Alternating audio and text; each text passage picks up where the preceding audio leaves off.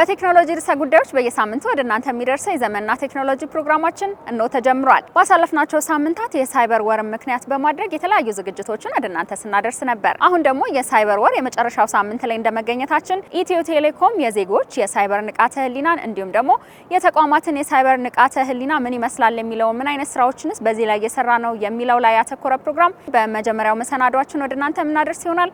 ከዚህም ባሻገር ዘመን ቅምሻን ጨምሮ በቴክኖሎጂ ዙሪያ ጠቃሚ ጥቆማዎች እናደርሳችኋለን። መልካም ቆይታ።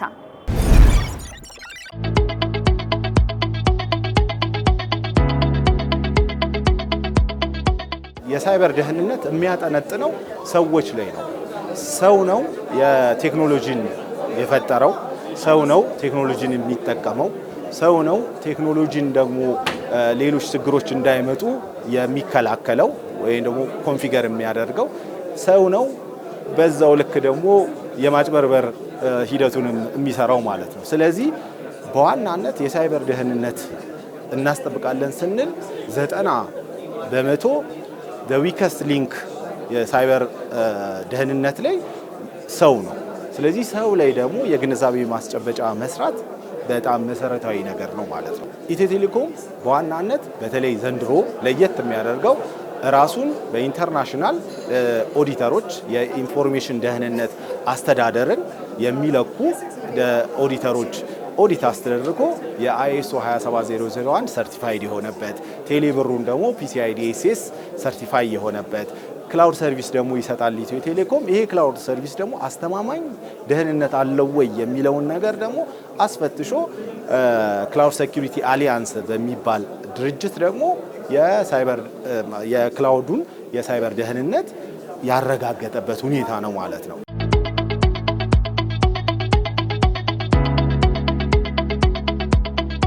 ሳይበር ሴኩሪቲ በጣም ኢምፖርታንት ነገር ነው። አንድ ሲስተም ቢልድ ለሚያደርግ ወይም ከቴክኖሎጂ ጋር ላሉ ሰዎች ማለት ነው። እና የተለያዩ አይነት ጥቅሞችን አግኝቼበታለሁኝ። እንዴት ሳይበራችንን ፕሮቴክት እንደምናደርግ የተለያዩ ሴኩሪቲ ፕሮቴክሽኖች እንዴት እንደሆኑ አይቼበታለሁ። እርግጠኝነት ቆንጆ ነገር ተመራለሁ። ከኢትዮጵያ ትንሽ አዌርነስ የሳይበር ሴኩሪቲ ላይ የለም። በጣም የብዙዎች ዲቨሎፐሮች ፍሎ ነው እና ያም ፍሎ ለመፍታት የሚያስችሉ ነገሮች ኢትዮ ቴሌኮም እያዘጋጀ በመሆኑ እኔ በጣም ደስ ብሎኛል። ኢትዮ ቴሌኮም እያደረገልን ያለው ድጋፍ ማለት በሳይበር ሴኩሪቲ ዘርፍ አንድ ሶፍትዌር ወይም የሆነ ዲቨሎፕመንት የሆነ ነገር ክሬቲቭ ስናደርግ ከዛ ከበስተጀርባው ያለው ሴኩሪቲ ኢሹ እኛ በቀላል የምናልፈውን ነገር እነሱ በደንብ አዌርነስ ሆነው በደንብ እንድናውቀው ትልቅ አስተዋጽኦ አድርገውልናል። በተለይ ደግሞ አንድ ሶፍትዌር ከመሰራቱ በፊት የሳይበር ሴኩሪቲ ኢሹ መኖር እንዳለበት እና ያንን ኢሹ በአጠቃላይ ፕሮጀክታችን ላይ ማስረጽና ዲቨሎፕ ማድረግ እንዳለብን ተረድተናል። በአዲሱ ኔክስት ሆራይዘን ስትራቴጂያችን ትልቅ አካዳሚ እያሰብን ያለንበት ሁኔታ አለ። አብረን ኢኮሲስተሙ ላይ ካሉት ጋር ኮላቦሬት አድርገን በተለይ ደግሞ የሳይበር ደህንነት ትሬኒንግ ሊሰጡ የሚችሉ የተለያዩ ተቋማት ጋር ኮላቦሬት አድርገን እነዛን ትሬኒንጎች ደግሞ አብረን እኛ ጋር ባሉ ስኪሎች ወደ ሀገራችን ኮንቴክስት ደግሞ እየቀየረን እነዚህንም እንደ ሰርቪስ የምንሰጥባቸው ሂደቶች አሉ ማለት ነው።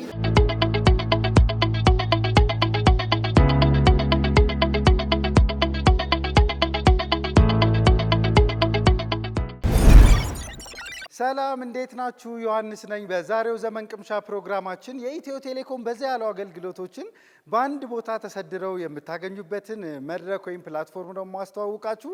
አብራችሁኝ ቆዩ። ተመልሰናል። ውድ ተመልካቾቻችን እንግዲህ ቀደም ብዬ መግቢያው ላይ እንደነገርኳችሁ በዛ ያሉ የኢትዮ ቴሌኮም አገልግሎቶችን ሰብሰብ ብለው በአንድ ላይ ለእናንተ ለመጠቀም እንዲያመቹ ሆነው ተሰብስበው ወደ እናንተ ቀርበውላችኋል። አገልግሎቱን ለማግኘት telehub.ethiotelecom.it ወይም ደግሞ የእጅ ስልካችሁ ላይ ባለው የቴሌብር ሱፐር አፕ መተግበሪያ ቀጥታ ሎጊን ሳትሉ ከታች በኩል ስክሪን ላይ እንደምታዩት ቴሌሃብ የሚል አለ። እሱ ውስጥ ከገባችሁ በኋላ ዘርዘር ያሉ ነገሮችን ታገኛላችሁ። እስኪ አንድ ባንድ ዞር ዞር እያለን ለማየት እንሞክራለን። አሁንም በድጋሜ አብራችሁን ቆዩ።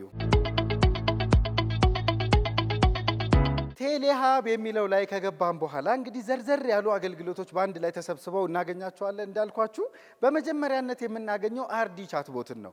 አርዲ እንግዲህ እንደምናውቀው እናንተን ድጋፍ ለመስጠት 24 ሰዓት ደከመኝ ሰለቸኝ ሳትል ለእናንተ ድጋፍ የምትሰጥ ቦት ነች ማለት ነው። ስለዚህ እሷን የምናገኝባቸውን ትክክለኛ ኦፊሻል የሆኑ የሶሻል ሚዲያ ሊንኮችን እዚህ ውስጥ እናገኛለን ማለት ነው። የቴሌግራም፣ ዋትሳፕ፣ ፌስቡክ፣ ትዊተር እንዲሁም ደግሞ የዌብሳይት ሊንክን አርዲ ቻትቦትን የምናገኝበትን ትክክለኛ የሆኑ ሊንኮችን እናገኛለን። ይህም ለምን ይጠቅመናል? አርዲ የሚለው ሊንክ ውስጥ ገብታችሁ ካገኛችኋቸው ሊንኮች ውጭ የምታገኙትን ሊንክ አትመኑ። አጭበርባሪዎች ብዙ አይነት ፔጆች ከፍተው የውሸት እናንተ ሊያጭበረብሩ ስለሚሞክሩ ማለት ነው። በሁለተኛነት የምናገኘው ምንድነው? አፕስ የሚለው ነው። እነዚህ ደግሞ ከኢትዮ ቴሌኮም አገልግሎቶች ጋር የተያዙ አፕሊኬሽኖች አሉ። የቴሌብር ፓርትነር፣ ቴሌብር ሱፐር አፕ እንዲሁም ማዩቴቴል እና የቴሌ ድራይቭ አፕሊኬሽኖች እናገኛለን ማለት ነው። ዌብሳይት የሚለው ላይ ስንገባ ደግሞ የኢትዮ ቴሌኮም ወሳኝ የሚባሉ ዌብ ቤዝድ አፕሊኬሽኖች ወይም በድረገጽ የሚገኙ አገልግሎቶችን እናገኛለን። ስለዚህ ኢትዮ ቴሌኮም አለ ራሱ ዋናው ማለት ነው። ቴሌገበያ፣ ኢኬር፣ ቴሌፎረም፣ ፖስትፔድ ቢል ኮምፕላያንት የምናደርግበት የቴሌ ክላውድ አለ።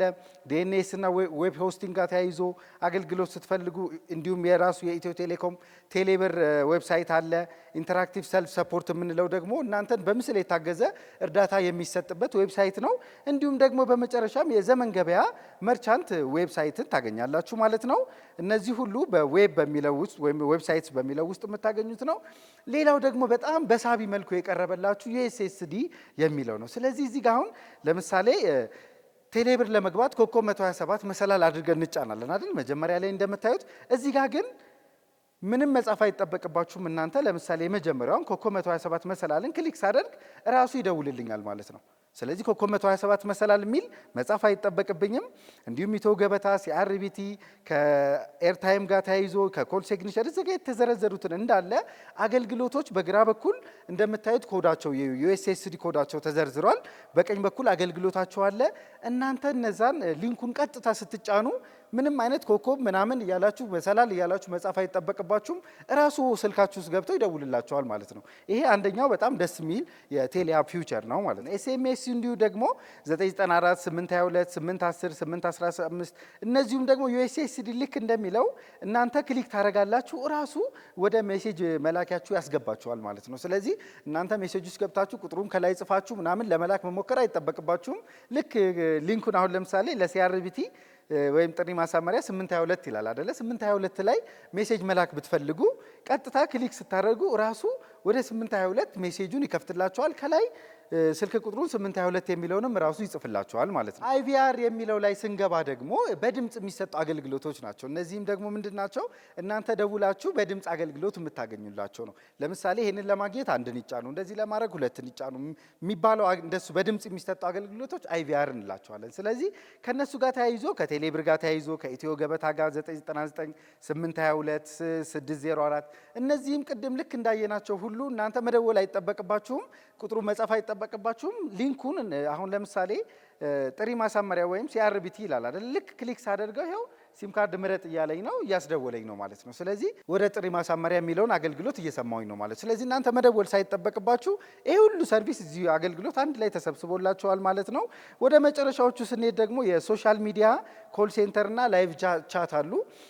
የሶሻል ሚዲያ የምንለው የኢትዮ ቴሌኮም ኦፊሻል የሆኑ ሶሻል ሚዲያዎችን ፎሎ ማድረግ ስትፈልጉ፣ መረጃ ማግኘት ስትፈልጉ ማግኘት እነሱን ትክክለኛ ሊንካቸውን የምታገኙበት ነው። ስለዚህ የኢትዮ ቴሌኮም የቴሌብር እንዲሁም ደግሞ የዘመን ገበያ ኦፊሻል የሆኑ ሊንኮች አሉ ማለት ነው ሙሉ በሙሉ።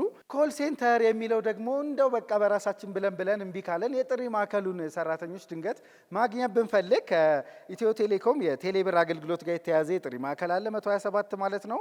የ994 አለ፣ እንዲሁም የኢንተርፕራይዞች 980 አለ፣ የፊክስድ ላይን እና ብሮድባንድ ሬጅስትሬሽን 899 አለ፣ እንዲሁም ዘርዘር ያሉ እስከ ዘመን ገበያ ድረስ 3131 እነሱን ሁሉ ቁጥሮች ይዟል። ስለዚህ አሁንም ቅድም እንዳልኳችሁ እናንተ ቁጥሩን መጻፍ አይጠበቅባችሁም። ሊንኮቹን ክሊክ ታደርጋላችሁ፣ ቀጥታ ራሱ ይደውልላችኋል ማለት ነው። የመጨረሻው ፊቸር ደግሞ ላይቭ ቻት ነው። ስለዚህ ይህም ደግሞ ከኢትዮ ቴሌኮም የጥሪ ማዕከል ሰራተኞች ጋር ከቴሌብር ጋር የተገናኘ ሊሆን ይችላል። እንዲሁም ደግሞ ከኢትዮ ቴሌኮም ኖርማል አገልግሎቶች ጋር የተያዘ ኤስኤምኤስ ቻት የምታደርጉበት ነው። ይሄም ምንድን ነው 8994 እንለዋለን። ስለዚህ 8994 ላይ ኤስኤምኤስ ቻት ለማድረግ ስትፈልጉ ከኖርማል የኢትዮ ቴሌኮም አገልግሎቶች ጋር ይህንን በቀላል በመጫን ወደ ሜሴጅ ይወስዳችኋል ማለት ነው። ከኢትዮ ቴሌኮም ቴሌብር ጋር በተያያዘ ደግሞ ከሆነ 126 ነው ቁጥሩ። እንዲሁ ይህንኑ ክሊክ ስታደርጉት 8994ን ይከፍትላችኋል። እናንተ እዛ ላይ እንደ ኖርማል ከሰው ጋር እንደምታወሩ ቴክስት እዛ ቢሮ ያሉ የጥሪ ማዕከል ሰራተኞችን በቀላሉ በቴክስት ማውራት ትችላላችሁ ማለት ነው። በዛሬው ዘመን ቅምሻ ፕሮግራማችን እንግዲህ የኢትዮ ቴሌኮም በዛ ያሉ አገልግሎቶችን ሰብሰብ ብለው የምናገኝበትን የቴሌሃብ የተባለውን ፕላትፎርም ወይም መድረክ ዘርዘር አድርጌ ለማሳየት ሞክሬያለሁ። ስለነበረን ጊዜ አመሰግናለሁ። በቀጣይ ሳምንት ደግሞ እንዲሁ ከኢትዮ ቴሌኮም ምርትና አገልግሎቶች ጋር የተያዙ ጠቃሚ መረጃዎችና ጥቆማዎችን ይዤላችሁ ቀርባለሁ። ከፕሮግራሙ ጋር አብሬያችሁ የነበርኩት ዮሐንስ አለፈውም ነኝ። መልካም ሳምንት።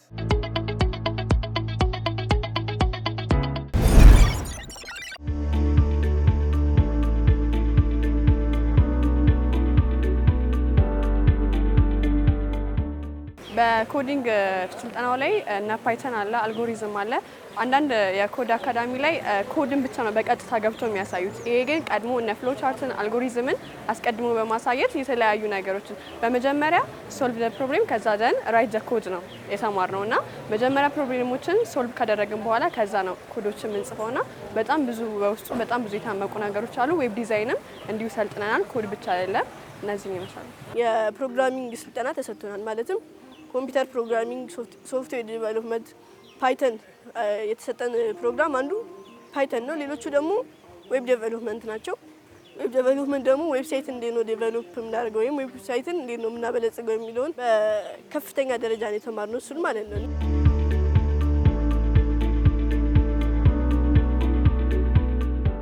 ልጆች ላይ ይሄ የህይወት ክህሎት፣ ሳይንስና ቴክኖሎጂ፣ ሀገር በቀል እውቀትና ዲጂታል በተለይ ደግሞ ኮድ ሶፍትዌር ኮድ ብለን የምንሰራው ነው። ማሰልጠናቸው ዌብ ፕሮግራሚንግ ነው ማለትም ቤዚክስ ናቸው። ኮምፒውተር ለምሳሌ ሲኤስኤስ፣ ጃቫስክሪፕት እና ኤችቲኤምኤል ነው። ግን ደግሞ ፓይተን የሚሰለጥናሉ፣ ኦብጀክት ኦሪየንትድ ፕሮግራሚንግ የሚሰለጥናሉ፣ የህይወት ክህሎት የሚሰለጥናሉ፣ ግዕዝም የሚሰለጥናሉ፣ ኪነት የሚሰለጥናሉ። ያው ኮምፕሬሄንሲቭ የሆነ ሰመር ካምፕ ነው።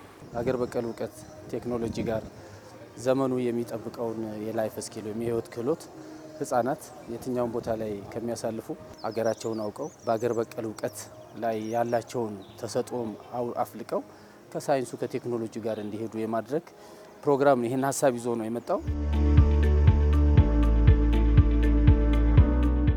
ያው መጀመሪያ ኢንተረስቲ የጥንታዊ መዛግብትን ማጥናት ነው።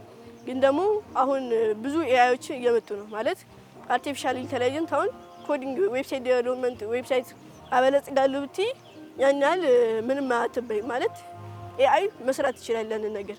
ግን ደግሞ በጣም ባክኤንድ እየተማርን ኤአይውን ራሱ እንዴት ነው የምናበለጽገው፣ ኤአይ እንዴት ነው የሚሰራው የሚለውን ተምረናል።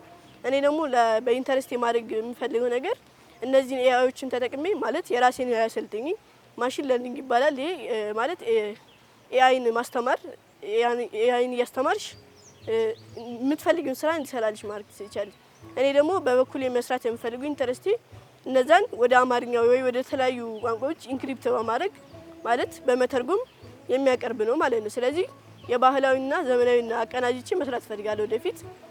እኔ ወደፊት እቅዴ ማርኬቲንግ ነው። ግን በዛ ውስጥ አሁን ብዙ ጊዜ የተለያዩ ማርኬተሮች ሀክ ሊደረጉ ይችላሉ። የተለያዩ በሳይበር ጥቃት ሊደርስባቸው ይችላሉ። በዚህ ውስጥ ደግሞ ሳይበር ጥቃትን እኛ ኮርስ ወስደናልና እንዴት የራሴን ማርኬት የራሴን ካምፓኒ እንዴት አድርጌ ሀክ እንደማላስደረግ የራሴን እንዴት እንደምጠብቅ አይቼበታለሁ።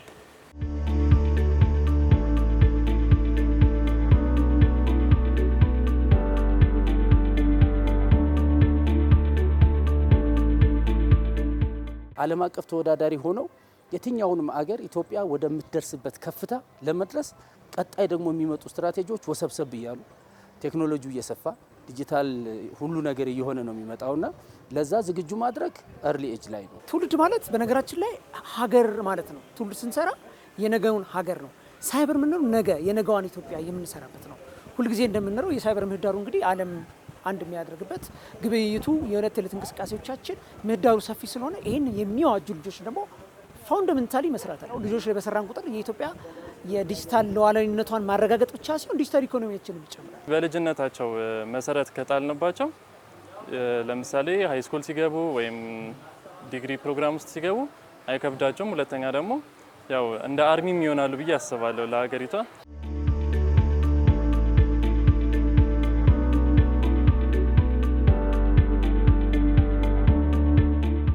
ወደንም ጠላንም 21ኛው መቶ ክፍለ ዘመን ላይ ማርሽ የቀየረው ቴክኖሎጂ ነው። ቴክኖሎጂ ትራንስፎርማቲቭ ፎርስ ነው። እኛ ብለነው ሰው ራሱ የሚመጣ ነውና የኢትዮ ቴሌኮም የሚሰራው ደግሞ ትልቅ ነገር ወደ 5G ላይ ነው። እሱን አፕሪሺየት እናደርግና ወደ 6 ደግሞ እንቀላቀላለን። ይሄ ትውልድ እኮ ያንን የሚሰራ ማለት ነው እና አቅርቦቱ ሶ ጉድ ሶ ናይስ በጣም እጅግ በጣም አስፈላጊ ነው። 5G ያው በቅርቡ ነው የመጣው። ያው 4G በነበረበት ዘመን እናውቀዋለን። ያው 5G ላይ ያሉ ብዙ አድቫንቴጆች አሉ። IoT ዲቫይሶች አሉ። ዲቫይስ ከዲቫይስ እርስ በርስ መነጋገር እንዲችሉና ግብርና ላይ ለምሳሌ ትልቅ ለውጥ መምጣት ይችላል። ያው 5G ኔትወርክ ከመጣ ኢንተርኔት ትልቅ ቲቸር የሚባለው ወይም ዘ ቢገስት ቲቸር የሚባለው ኢንተርኔትን ተጠቅመን መማር እንችላለን ማለት ኦንላይን ላይ ብዙ ኮርሶች አሉ እና ኢንተርኔትን እንደ አድቫንቴጃችን ተጠቅመን መማር አለብን።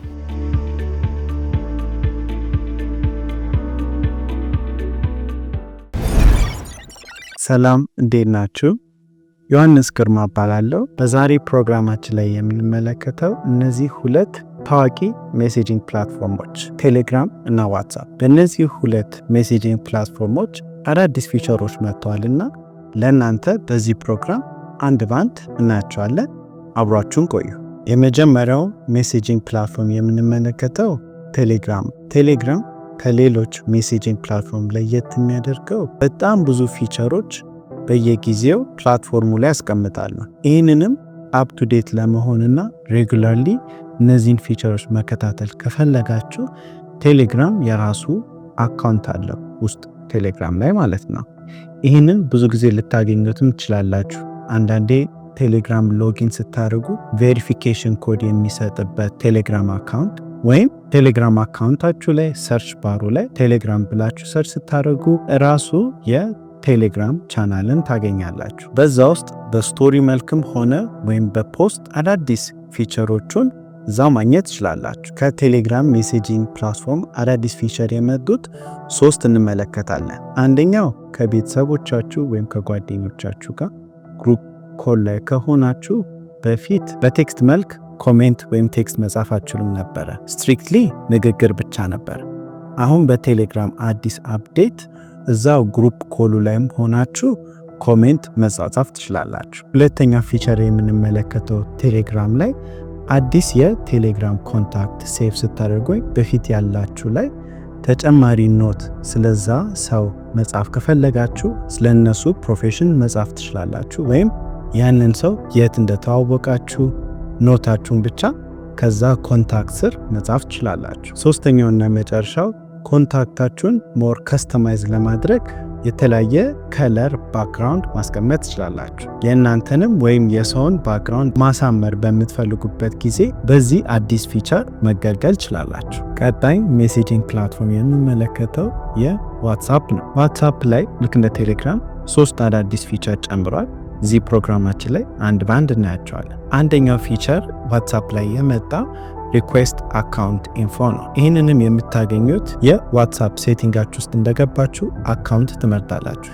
እዛ ውስጥ ሪኩዌስት አካውንት ኢንፎ የሚል ኦፕሽን አለ።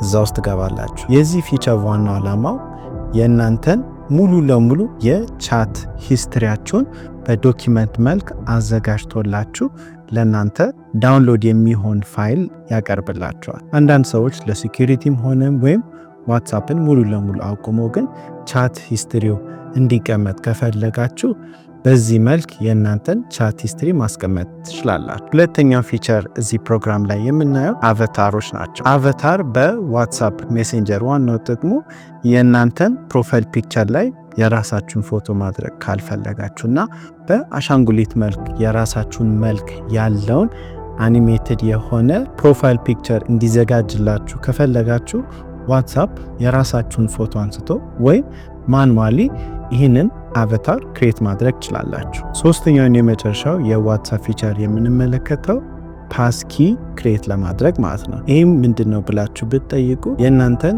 ዋትስአፕ አፕሊኬሽን ዝም ብሎ ቀጥታ ከሚገባ ስትከፍቱ በፓስወርድ ወይም በፊንገርፕሪንት እንዲገባ ማድረግ ትችላላችሁ። ይህንን በማድረግ የእናንተ ዋትስአፕ ሜሴንጀር አካውንት የበለጠ ሲኪዩር እንዲሆን ያገለግላል። ተመልካቾቻችን በየሳምንቱ ወደ እናንተ የሚደርሰው የዘመንና ቴክኖሎጂ ፕሮግራማችን የዚህ ሳምንት የተከታተላችሁትን ይመስል ነበር። ሳምንት በአዳዲስ ርዕሰ ጉዳዮች ወደ እናንተ እንመጣለን። መልካም ሳምንት።